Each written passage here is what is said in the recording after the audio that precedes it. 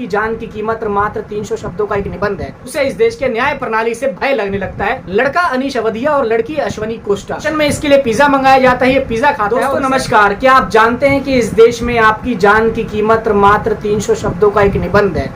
अगर आप गरीब हैं तो इस देश में अगर जनता को किसी पे विश्वास है तो इस देश के न्याय प्रणाली पे है, इस देश के कानून व्यवस्था पे। उन्हें ऐसा लगता है कि जो देश का न्यायपालिका है, जो न्याय प्रणाली है या कानून व्यवस्था है, ये पूरी तरीके से क्या कोई अमीर हो या गरीब हो समान रूप से व्यवहार करने का काम करेगा, बिना भेदभाव के इंसाफ करने का काम करेगा।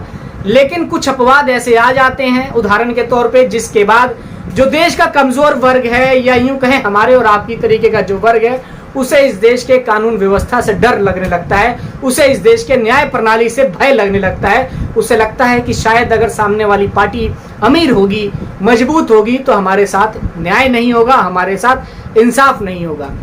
जी बिल्कुल, आज मैं जिस घटना की बात कर रहा हूँ, ये घटना 19 मई की है और ये पुणे की कल्याणी की है। आपने शायद इस घटना के बारे में सुना होगा, क्योंकि पिछले 2-3 दिनों से ये घटना बहुत हाईलाइटेड है।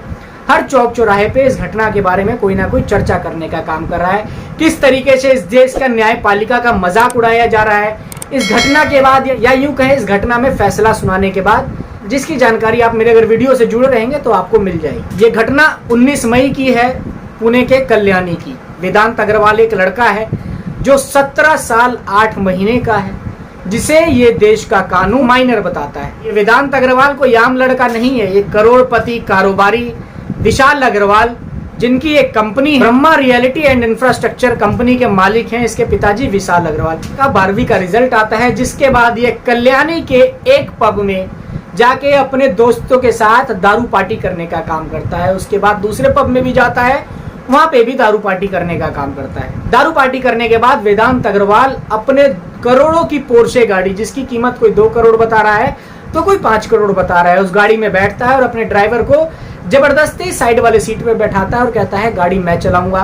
दारू के नशे में धुत वेदांत अग्रवाल 200 प्लस की स्पीड से गाड़ी चलाता है और पुणे में आते आते लड़का अनीश अवधिया और लड़की अश्वनी कोष्टा, जो कि सॉफ्टवेयर इंजीनियर है और शायद मध्य प्रदेश के रहने वाले हैं, ये मोटरसाइकिल से कहीं से आ रहे होते हैं। इतने में जो नशे में धुत विशाल अग्रवाल कारोबारी का लड़का वेदांत अग्रवाल होता है, ये 200 प्लस की स्पीड से अपनी गाड़ी से इन दोनों को उड़ाने का काम करता है, यानी एक्सीडेंट कर देता है। एक्सीडेंट पॉइंट पे इन दोनों में से एक की वहीं जान चली जाती है, दूसरा अस्पताल तक जाते जाते खत्म हो जाता है। इनकी महंगी लग्जरी गाड़ी होने की वजह से इनके गाड़ी के फीचर्स अच्छे काम करते हैं। जो गाड़ी का एयर बैलून है वो खुल जाता है और ड्राइवर समेत इस लड़के को खरोच तक नहीं आती। जिसके बाद जो पुणे की जनता होती है वो इसे गाड़ी से निकालती है और इसे मात्र 1-2 थप्पड़ लगाने के बाद इसे पुणे पुलिस के हवाले कर देती है।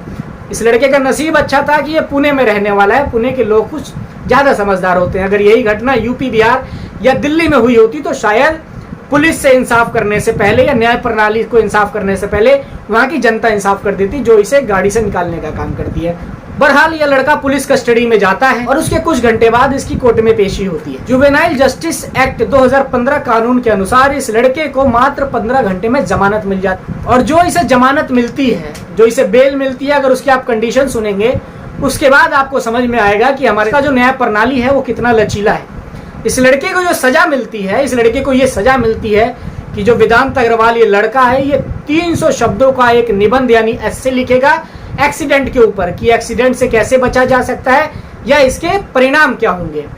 जो जज साहब इसको दूसरी कंडीशन देते हैं वो ये देते हैं कि लड़का 15 दिनों तक पुणे के ट्रैफिक पुलिस के साथ काम करेगा। इतनी कड़ी सजा और इतने कड़े कंडीशन शायद ही आपने इससे पहले कभी सुने होंगे। जो तीसरी कंडीशन है इसके साथ ये दी जाती है कि इस लड़के की काउंसलिंग होगी कि किस तरीके से अपनी बुरी आदतें, अपने शराब पीने की हैबिटों से ये छूटेगा। इन तीनों कंडीशन के आधार पे जज साहब इसको जमानत देने का काम करते हैं, जो कि मात्र 15 घंटे में इसकी जमानत हो जाए। साथियों कमाल है ना, ये उन पीड़ितों के साथ इंसाफ है या मजाक है। मात्र 15 घंटे में इस लड़के को जमानत मिल जाती है। सिर्फ क्यों? क्योंकि ये लड़का बहुत रईस होता है। इसके बाद पुणे पुलिस पे बहुत सारे आरोप लगते हैं। वहां के कुछ लोगों का आरोप ये है कि पुणे पुलिस इस लड़के को जब अपने हिरासत में लेती है उसके बाद VIP ट्रीटमेंट देने का काम करती है। पुलिस स्टेशन में इसके लिए पिज्जा मंगाया जाता है, ये पिज्जा खाता है और इसे ज्यादा से ज्यादा खाना खिलाया जाता है ताकि जो इसका ब्लड रिपोर्ट है उसमें किसी भी तरीके से अल्कोहल नहीं आए। कुछ वीडियो को देखने के बाद ये पता चला कि जो इसका ब्लड सैंपल लिया जाता है उसमें अल्कोहल नेगेटिव आता है, और ये इसलिए आता है क्योंकि एक्सीडेंट के या शराब पीने के बहुत देर बाद इसका सैंपल लिया जाता है। दोस्तों, मैं इस वीडियो के माध्यम से पूछना चाहता हूँ इस देश के न्यायपालिका से कि इस लड़के को सिर्फ इस आधार पर छोड़ दिया जाता है क्योंकि लड़का 18 साल का नहीं है, ये लड़का मात्र 17 साल 8 महीने का, ये लड़का नाबालिग है। तो ये लड़का नाबालिग क्यों नहीं होता जब ये पब में जाके दारू पीता है? ये लड़का नाबालिग क्यों नहीं होता जब ये 2 लोगों की हत्या कर देता है? अगर यही हत्या किसी और ने की होती तो क्या इस तरीके से जज साहब उसे छोड़ने का काम करते? क्या पुलिस इस तरीके से वीआईपी ट्रीटमेंट देती, उसके लिए पिज्जा मंगाती? आपने सड़क पे देखा होगा कि लोगों का एक्सीडेंट होता है, आपने देखा होगा अपने जीवन में कि किसी बस वाले ने, किसी ओला उबर वाले ने, किसी ट्रक वाले ने या किसी सीएनजी वाले ने गलती से किसी का एक्सीडेंट कर दिया हो तो शायद उसकी आधी जिंदगी जेल में गुजर जाती है। और मेरा मानना ये सही भी है, लेकिन ये सही तब है जब देश के हर वर्ग के लोगों के साथ समान रूप से न्याय मिले या समान रूप से उन्हें अपराध करने की सजा मिले। इस वीडियो को देखने के बाद या ये कहानी सुनने के बाद, इस घटना के बारे में जानने के बाद आप जज साहब को क्रिटिसाइज करेंगे, आप इस लड़के को क्रिटिसाइज करेंगे, या आप इस लड़के के पिताजी को, परिवार को, उस पब वाले को क्रिटिसाइज करेंगे जिसने इसे दारू पिलाई।